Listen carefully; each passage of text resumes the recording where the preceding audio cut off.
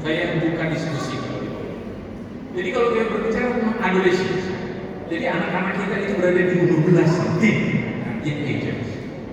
Definisinya dikatakan seperti ini. Adolescence is the bridge between childhood and adult. Jadi anak-anak kita di SMP ini, mereka itu berada dalam masa transisi dari anak-anak ke orang dewasa. Tetapi ingat Bapak Ibu, masa transisi ini sangat penting, tetapi juga sangat berbahaya. Ini di masa-masa sekolah SMP. Jadi Bapak-Bapak dan Ibu, anak-anak kalian yang ada di SMP ini, mereka berada dalam proses transisi. Jadi kalau transisi ini, kalau tidak dilewati dengan baik, maka ya itu boleh kita katakan dia baik, dia akan jadi sangat baik. Tetapi kalau tidak, maka ya itu dia juga akan rusak di masa ini, di masa transisi ini. Sehingga saya mau mengajak kita perhatikan anak-anak kita di umur ini. Karena dia katakan possibility, danger, enjoyment, pleasure, but above all excitement to discover. Jadi di umur-umur ini anak-anak kita itu mereka itu sangat suka untuk mencoba, dan mereka mencoba itu yang baik dan yang buruk. Sehingga kita perlu hati-hati dalam menangkap. Itu yang. Lalu yang kedua, kalau kita berbicara tentang karakter, bagus ini poin ini. Dia katakan personality of adolescence is subject to all influence. Tapi dia katakan yang pertama, by peer groups, idols, and internet. Jadi di buku yang saya baca itu dia katakan kalau anak-anak teenagers yang karakternya itu lebih banyak dipengaruhi oleh kelompok peer-nya, teman-temannya, bukan kita orang tua, tapi teman-temannya. Jadi temannya siapa, temannya baik itu dia menjadi baik. Tapi kalau temannya tidak baik, itu yang utama dia katakan. Kedua, idols. Kalau kita berbicara tentang idol, maka idol ini juga banyak kalau selama di zaman ini. Bukan saja di rumah.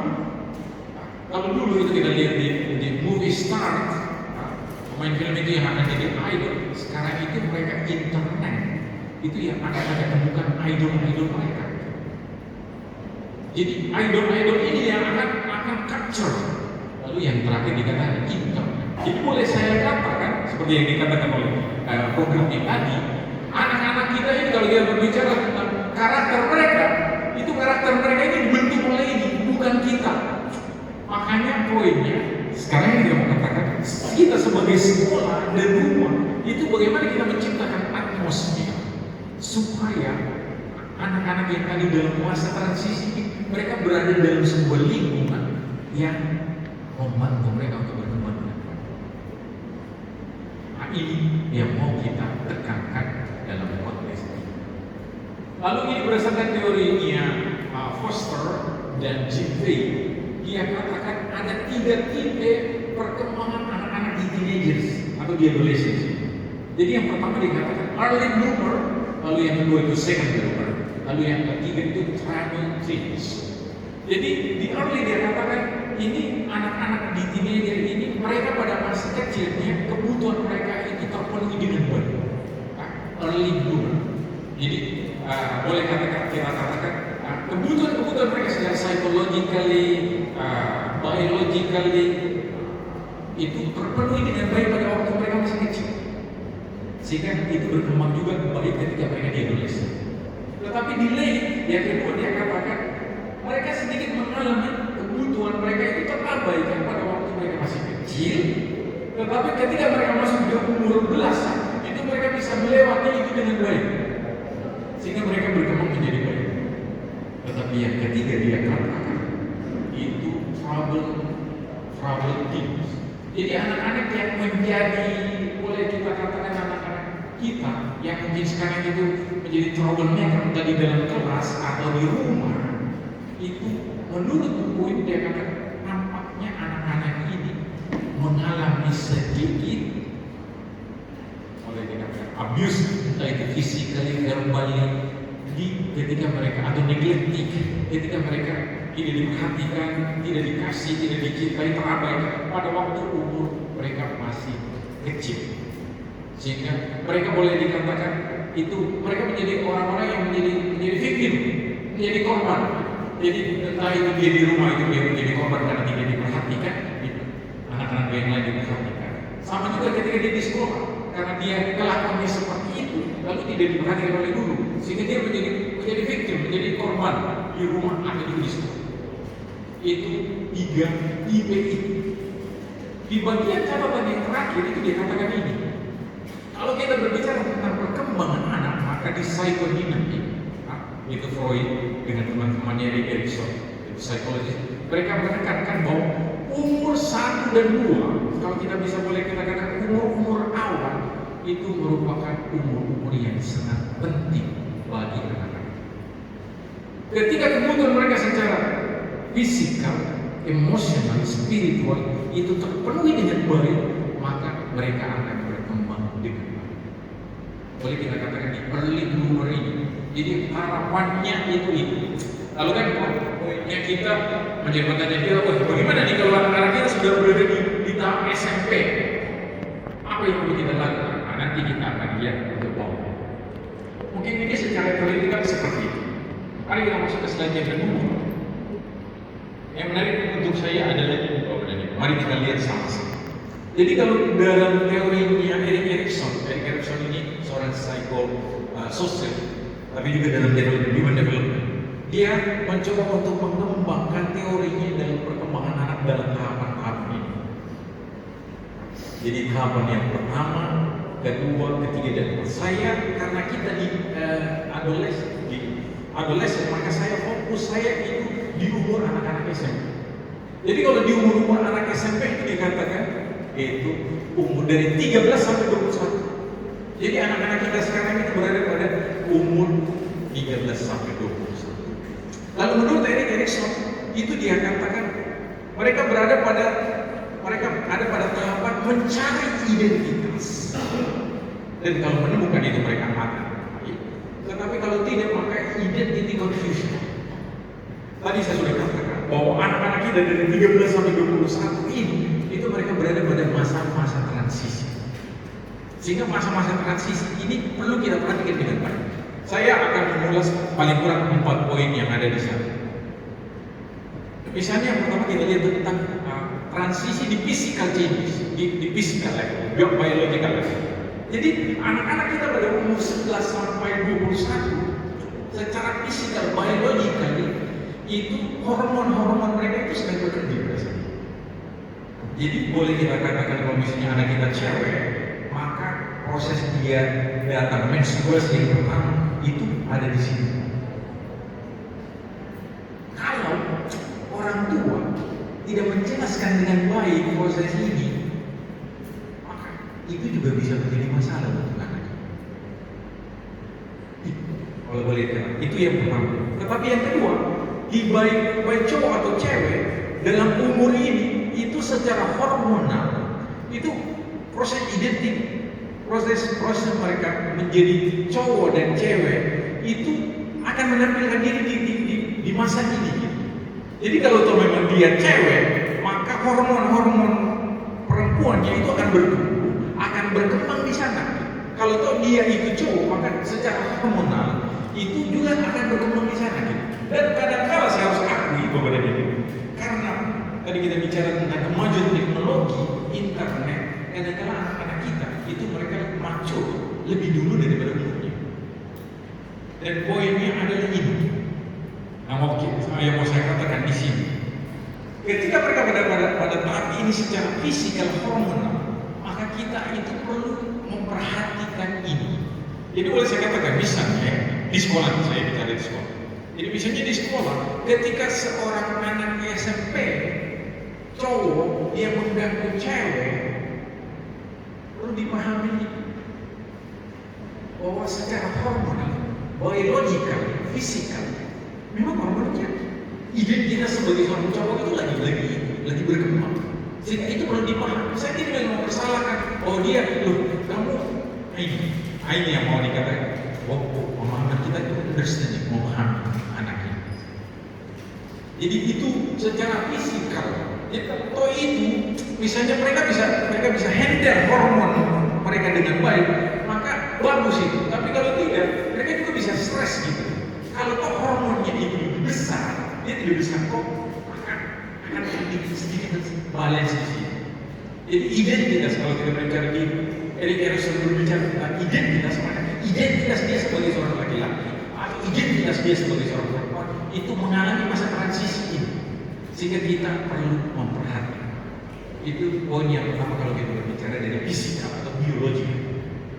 Kedua, kalau kita berbicara dari psychological. Jadi di psychological ini yang ada adalah identity searching. Tadi saya sudah katakan kalau kita berbicara tentang definisi tentang adulthood itu, dia dari childhood ke adulthood, dia di adolescent. Poinnya adalah mereka di umur 13 ke 21 itu mereka sudah masa-masanya mereka lepas dari kita orang tua. Tetapi mereka juga belum bisa ke orang dewasa gitu. Jadi boleh kita katakan mereka berada di tempat di antara ini, di posisi antara ini, proses pencarian jati diri ini gitu. Jadi boleh tadi dikatakan di masa-masa ini kadang-kadang mereka selalu mencoba melakukan sesuatu untuk menemukan diri ini, identitas mereka ini secara psikologi, mencari identitas. Jadi oleh misalnya ketika tadi saya katakan yang mereka identifikasi diri paling cepat adalah teman-teman mereka peer. Jadi ketika misalnya dia nanti pulang ke rumah dia akan cerita, oh teman saya tadi itu dia pakaiannya ini, dia tasnya ini, dia cari main, itu yang atraktif mereka.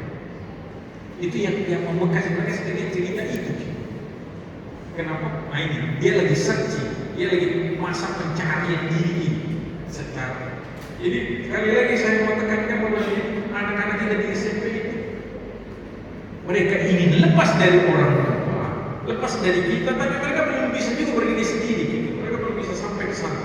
Sehingga di masa inilah mereka mencari, dan proses pencarian inilah yang menjadi poinnya adalah lingkungan di sekitar rumah atau sekolah dia tawarkan apa ya, sehingga di pencarian itu dia bisa menemukan sesuatu. Itu poinnya. Lalu yang ketiga di psikososial, role model tadi saya sudah katakan. Jadi role model atau idol ini di sini. Jadi biasanya anak-anak SMP itu anak-anak yang kritis kepada kita orang tua. Jadi kalau kita tuh cuma nasihati dengan kata-kata kita, tetapi tingkah laku kita itu tidak, maka mereka akan pertanyakan itu. Role model ini tidak ada di situ. Jadi kita katakan, ayolah ke gereja, itu jam ini sudah bangun. Tapi ya itu saya orang tua tidak melakukan itu. Ya modelnya itu tidak. Jadi role model yang dia cari itu perlu ditemukan. Nah, makanya tadi saya katakan apa? Kadang-kala itu mereka cari role model di dalam internet karena ini virtual. Ya, karena di virtual. Sekali lagi anak-anak ini mereka berada pada masa di mana mereka identitas itu masih searching. Mereka punya idealnya tinggi. Jadi mereka menggambarkan diri sangat ideal dan kadang-kadang yang ideal-ideal itu ada temukan di dalam internet. Tetapi itu yang ideal yang jauh.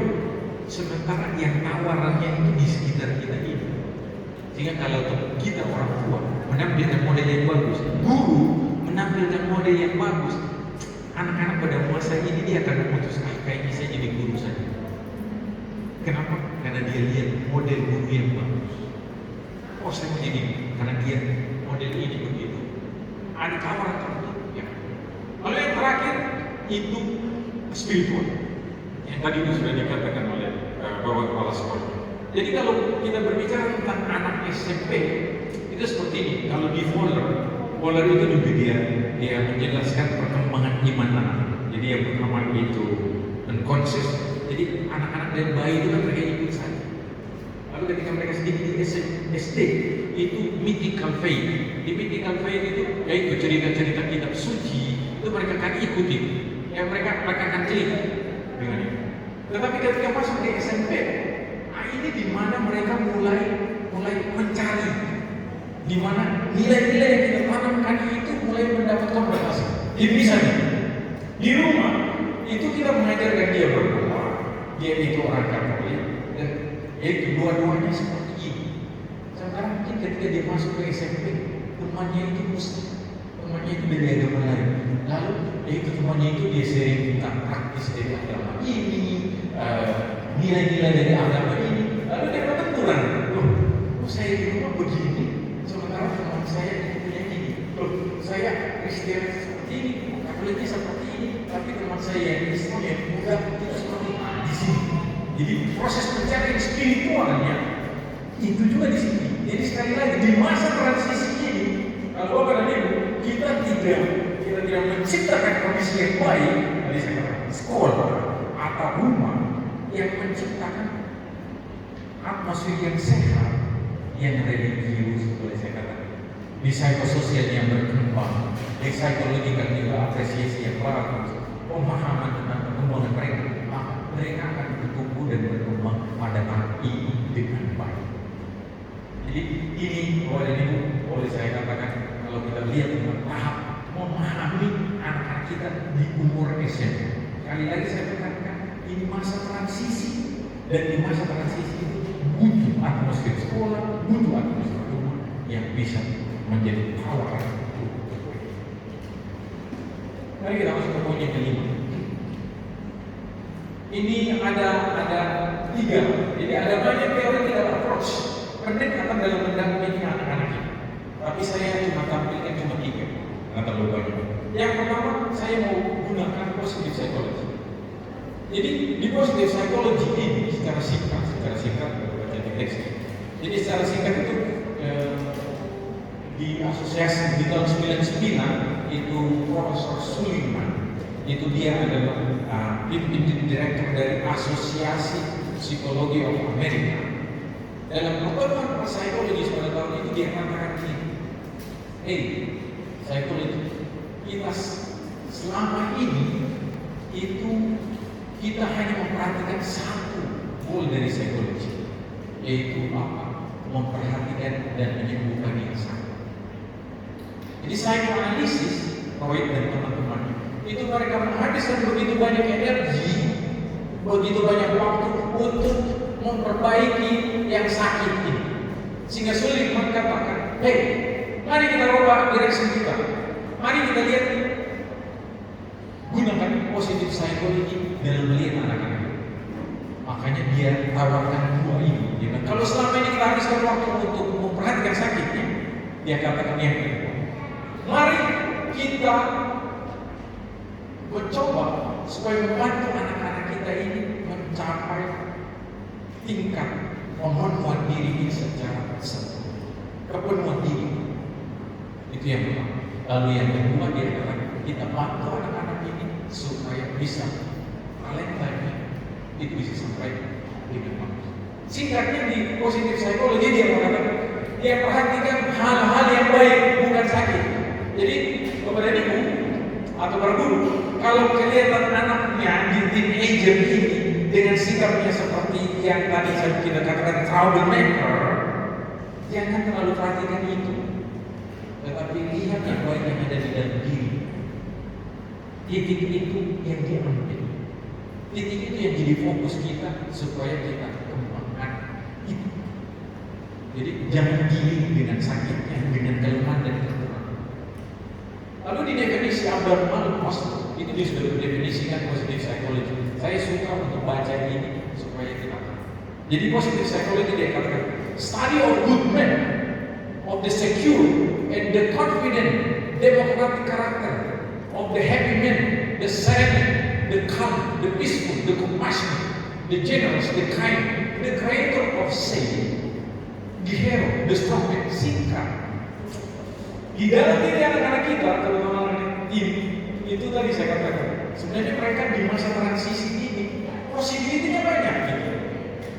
Dan poinnya di sini, apakah kita lihat yang positif-positif yang ada dalam diri mereka, dan itu yang kita keluar. Jadi berarti dia, saya selama ini saya sudah berikan apresiasi ke anak saya. Apresiasi. Ada banyak hal yang perlu diapresiasi kok di dalam diri kita ini. Hari dari hari-hari, satu bulan, setiap hari itu ada banyak hal yang dilakukan. Tapi poin itu kita apresiasi. Atau yang ada dalam pikiran kita itu, yang kita memori kita itu, dia punya kelemahan, dia punya kekurangan, dia punya kesalahan. Itu yang berbeda. Sehingga boleh kita katakan, ya ada yang poin yang begini sama kata Bapak dan Ibu, saya hanya mau mengajak kita kalau kita mau mendekati anak-anak kita, teenager sekarang, dekat dengan mereka dalam perspektif positif psikologi, bukan klinikal psikologi yang melihat sakit, tetapi positif yang baik. Itu pendekatannya. Pendekatan yang kedua itu biological approach. Karena tadi saya sudah jelaskan sedikit. Karena di umur ini itu secara biologikal itu tadi hormon dari anak-anak ini perlu diperhatikan. Makanya saya menggunakan teori ini biological approach supaya kita bisa memahami anak-anak kita ini dengan baik. Kalau di sini dikatakan there are connection between individual organic state and his or her behavior. Jadi kita berbicara tentang anak tingkah laku atau karakter yang tadi disebut, karakter anak ini itu sangat tergantung dengan aspek biologika ini. Lalu kalau kita berbicara tentang biologika itu ada dua, itu inherit, apa yang dia warisi dari kita. Jadi saya katakan seperti ini. Kalau di dalam diri anak kita itu seperti ini, maka Bapak dan Ibu ingat bahwa di dalam diri anak kita dia warisi sesuatu dari Bapak dan Ibu. Jadi kita tidak bisa mempersalahkan dia. Tetapi yang perlu kita lihat adalah, loh, saya warisi apa? Kalau mau tempatkan dalam segi kognitif, ya. Contoh, walaupun anak-anak kita ini sudah di SMP, tapi kalau toh saya itu mempersalahkan dia karena matematikanya itu jelek atau fisikanya itu jelek, IPA-nya jelek. Pertanyaannya adalah, waktu dulu mengandung ibu makan apa? Ibu sering baca buku matematika tidak? Bapaknya bantu tidak? Ini poinnya, kontribusi kita secara baik, gizi juga berbantu. Hereditas sendiri mewarisi dari kita. Jadi poinnya mau katakan karakter anak itu juga diperhatikan. Lalu kalau kita berbicara di positif psikologi, balik lagi di positif psikologi. Bapak dan Ibu, ingat, kalau toh anakmu ini itu dia punya kakek dan nenek yang bagus genetiknya, secara biologi kan, arahkan mereka juga. Kalau kakekmu itu dia adalah seorang pemimpin, kakekmu itu adalah seorang kepala suku, atau kakekmu itu adalah seorang yang sukses dan itu tekankan itu karena dia mewarisi gen itu dari diri. Mungkin dirimu dengan keluarga besar itu betul kalian mengalami berbagai goncangan di keluarga sehingga mungkin tidak bagus. Tapi ingat, tekankan lagi ke positif psikologi bahwa dia mewarisi secara genetik hal ini yang positif yang bagus, dan ini perlu dikembangkan. Itu boleh saya katakan sedikit secara biologikal. Jadi kalau kita berbicara karakteristik dari anak-anak kita, gizinya dulu edukasi apa di rumah, turunannya, jadi punya pengaruh ini boleh saya katakan. Itu yang kedua. Lalu yang ketiga, saya menggunakan Roger ini.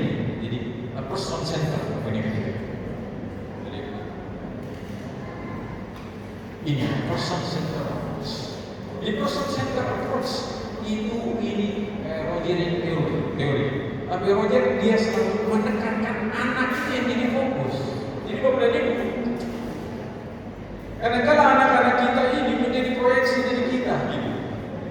Bapaknya sukses seperti ini, ibunya seperti ini. Lalu anak-anak itu kita proyeksikan siapa itu kita di dalam diri anak-anak. Tetapi bukan anak itu yang kita lihat. Kelebihannya, kemampuannya, integrasi dari Bapak dan Ibu yang ada dalam dirinya ini. Lalu itu yang dikembangkan. Jadi kita perhatikan ini.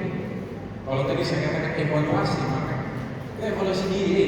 Anak-anak kita sekarang itu yang saya mau, yang ada dalam diri itu saya mau supaya dia jadi orang seperti ini. Saya sudah menggali kemampuannya, kelebihannya, dan itulah yang saya dorong supaya dia menjadi dirinya sendiri. Karena kita di kota, misalnya kalau kita lihat, terutama di Jepang, banyak anak yang ketika mereka dewasa itu gantung diri susah, terutama di umur ini. Kenapa? Karena mereka berbenturan dengan kontradiksi antara budi dengan apa yang diharapkan oleh orang tua. Jadi ada konflik jati diri, identitas diri dengan yang diproyeksikan oleh orang tua itu. Sehingga Roger katakan, kalau berada dengan anak-anak ini, apresiasi mereka, terima mereka apa adanya, empati dengan mereka, poin-poin yang disampaikan. Itu yang perlu kita lakukan. Jadi itu kalau kita katakan simpati, empati, maka itu ketika ada kekeliruan, ada sesuatu yang salah dalam diri anak kita ini, maka itu poinnya itu saya gunakan empati saya menggunakan penerimaan diri, menghargai dia adanya, atau yang standarnya adalah standar seorang dewasa, standar seorang orang tua, lalu saya proyeksikan ke anak ini, sehingga dalam betul. Mungkin ini kalau dari pendekatan person center dari Roger yang jauh. Sehingga kalau boleh saya simpulkan 3 poin yang mau saya simpulkan. Yang pertama,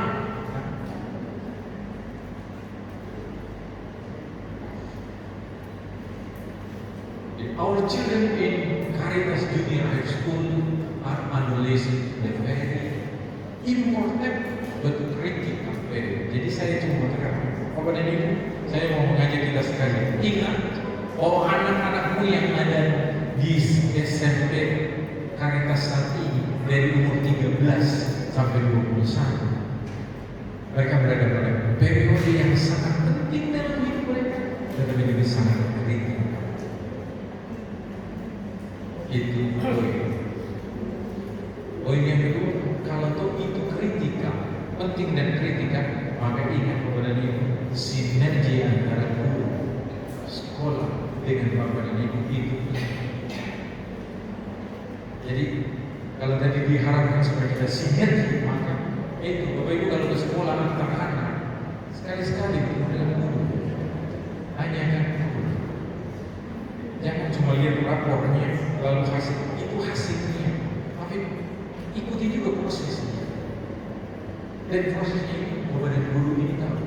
Lalu kalau bapak dan guru, kalau di sekolah itu kalian temukan anaknya seperti ini, panggil orang tua, tanya, jangan sampai ada sesuatu yang terjadi. Lalu mari kita pahami mereka dalam konteks adolesen ini. Sebenarnya dia tidak seperti itu, tetapi karena dalam masa transisi ini, saya suka ada satu buku yang bagus dibicara tentang tantangan mereka internal out, dari dalam keluar atau keluar ke dalam. Coba mengatakan dari dalam itu tadi itu secara biologikal, secara psikologikal itu mereka berjuang. Tetapi di luar ini mereka berhadapan dengan tantangan yang memberikan tawaran-tawaran ini yang mereka selalu dipancing untuk mencoba. Sehingga sekali lagi kita guru dan orang tua perlu memperhatikan mereka ini. Harapannya di poin yang ketiga ada. Kalau proses transformasi saya sendiri membalik yang ada di dalam visi sekolah. Proses transformasi terjadi di dalam diri anak-anak kita. Kita perlu jadikan sekolah ini bersaudara, semangat Caritas yang mengundang kita. Kita semua saudara, jangan saling mempersalahkan. Jangan persalahkan dulu kalau guru jangan persalahkan orang tua. Tapi mari kita bersaudara, kita sama-sama lihat ini. Lalu kita lakukan ini juga dengan cinta kasih Caritas. Bukan dengan intelektual saja, tetapi dengan kompasi. Aspek ini yang akan membantu. Demikian Bapak dan Ibu, maaf kalau saya tidak berbicara. Terima kasih.